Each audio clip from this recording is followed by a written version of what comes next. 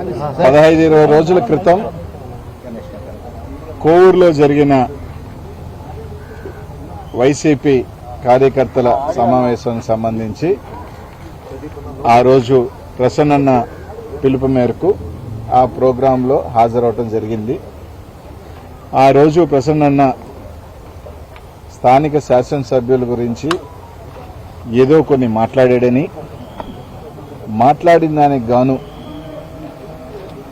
మాట్లాడిన రాత్రే ప్రసన్న ఇంటి మీదకి భారీ ఎత్తున ఆయన మీద దాడి చేయటం, ఒక రకంగా ఆయన ఉంటే హత్యా ప్రయత్నం లాగే కూడా ఒక పెద్ద సంఘటన జరగటం, జరిగిన నెక్స్ట్ రోజు సాయంకాలం పోయి ఆ రోజు ప్రసన్నన్న మీద కేసు కట్టడం కూడా జరిగింది.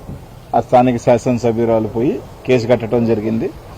ఆ రోజు ఎఫ్ఐఆర్లో ఒక ప్రసన్నన్న పేరు మాత్రమే ఈ విధంగా పలానా నన్ను మాట్లాడటం జరిగింది, తన ప్రతిష్టకు భంగం కలిగిందని చెప్పి కంప్లైంట్ ఇవ్వడం జరిగింది. తర్వాత మేము కూడా పోయి ఆ దాడికి సంబంధించి అందరం కూడా మా పార్టీ సభ్యులు ప్రసన్నతో కలిసిపోయి కూడా మాట్లాడటం జరిగింది. తర్వాత ఇంకో 2 రోజుల తర్వాత హుటాహుటిన ప్రసన్నన్నే కాదు, ప్రసన్నతో పాటు పాల్గొన్న ఒక 5-6 మంది పేర్లు నా పేరుతో కలిపి ఏటూగా నన్ను ఇంకో 4 జత చేర్చడం జరిగింది.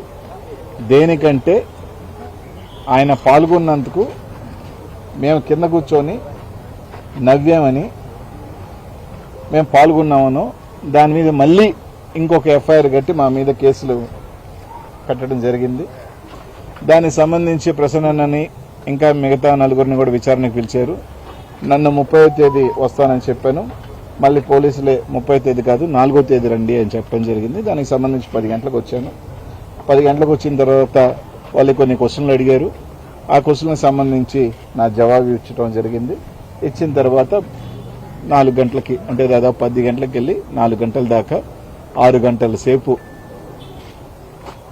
వాళ్ళు ఇవ్వాల్సిన ఇచ్చి మనం చెప్పిన తర్వాత ఇంకా మిమ్మల్ని వెళ్ళమంటం జరిగింది.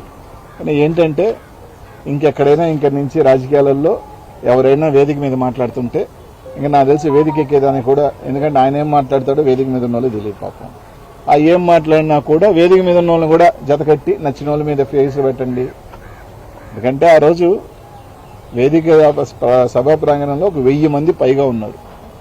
1000 మంది కూడా నవ్వటం జరిగింది, కొందరు చప్పట్లు కొట్టడం జరిగింది, కొన్ని వేలాలు వేయటం కూడా జరిగింది. ఒక 1000 మంది ఒక్కసారి ఒక భావోద్వేగంతో హర్షధ్వానాలతో నవ్వినప్పుడు తప్పకుండా అందరం కూర్చున్నప్పుడు నవ్వుతారు. అది స్పాంటేనియస్గా ఒక మనిషికి ఎవరైనా కానీ 1000 మంది మనమైనా కానీ 10 మంది కూర్చొని పడవడా నవ్వితే మనం కూడా నవ్వుతాం. సో ఒక్కొక్కసారి మనలో ఉన్నప్పుడు అలా నవ్వటం జరుగుతుంది. నవ్వటం కూడా తప్పే, నవ్వినా తప్పే, చప్పట్లు కొట్టినా తప్పే, ఏదైనా తప్పే అంటే ఇంకా ఈ ప్రభుత్వంలో ఇంక ఏం చేయాలో కూడా వాళ్ళే చెప్పాలేమో. ఇంకా మేము నవ్వకూడదు, మీటింగ్లకు వెళ్తే బ్యాండేడ్ వేసుకోవాలా, చేతులు కట్టేసుకో ఉండాలి, మళ్ళీ ఒకవేళ మా చేతులు ఏదైనా అవుతాయో అది అవి కూడా చెప్తే దానికి కూడా ఒక ప్రోటోకాల్స్ ఇస్తే ఈ విధంగా నడుచుకోవాలి మీరు, ఈ విధంగా నడవాలి మీరు అనిస్తే అవి కూడా నడుచుకుంటాం. ఎందుకంటే ఈ ప్రభుత్వం అలా ఉంది. మరి ఇంకా లాస్ట్కి ఏ స్థాయికి దిగజారిపోయారు, ఎందుకనే నేను చెప్పాల్సిన అవసరం లేదు. మళ్ళీ చెప్తున్నాను కానీ పాపం సునకానందం పొందుతున్నారు కొందరు. ఒక కేసు పెట్టు, ఏదో మమ్మల్ని ఒక 5-6 గంటలు ఇన్వెస్టిగేషన్ అని చెప్పి లోపల కూర్చోబెడితే వాళ్ళు ఆనందం పొందితే మనం పొందనేమని. ఒక సునకానందం పొందండి, పర్వాలేదు. ఈరోజు మేము నవ్వితే పెట్టారు, రేపు ఇంకో రోజు ఇంకో ప్రభుత్వం వస్తుంది, నవ్వాల్సిన అవసరం లేదు. కూర్చున్నా కేసు పెడతారు. నువ్వు కూర్చున్నావు కాబట్టి కేసు పెట్టానని, లేదు నిల్చున్నావు కాబట్టి కేసు పెట్టానని కూడా వస్తాయి ఇంక రోజుల్లో.